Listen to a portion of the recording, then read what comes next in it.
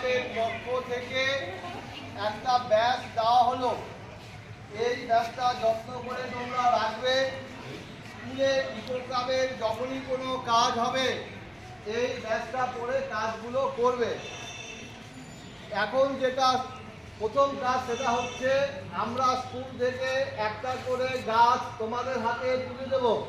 এই গাছটা বাড়িতে মাকে পাশে রেখে লাগাবে এবং গাছগুলো যত্ন করবে, বড় করবে, ঠিক আছে? সেই ছবি আবার আমাদের টাইম টু টাইম পাঠাবে।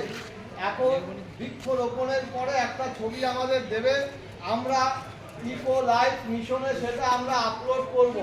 সেখান থেকে তোমরা একটা সার্টিফিকেট পাবে।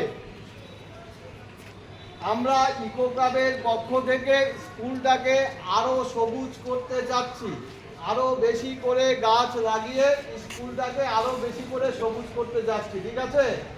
নিজেদের বাড়ির পরিবেশকেও ভালো করব, গাছ লাগিয়ে স্কুলকেও ভালো করব।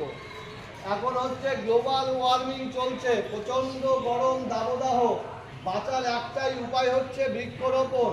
পশ্চিমবঙ্গের মাননীয় মুখ্যমন্ত্রী শুভেন্দু অধিকারী মহাশয় ঘোষণা করেছেন 2027 মার্চের মধ্যে 1,10,00,000 গাছ পশ্চিমবঙ্গে লাগানোর একটা কর্মসূচি নিয়েছে।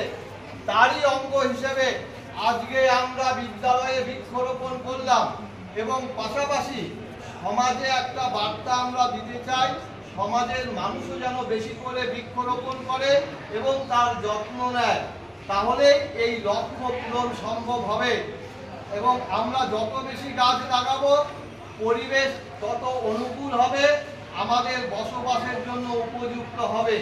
সবাই ভালো থাকবে, সবাইকে শুভেচ্ছা জানিয়ে ইকো ক্লাবের পক্ষ থেকে শুভেচ্ছা জানিয়ে অরিজিৎ এখানে আসো।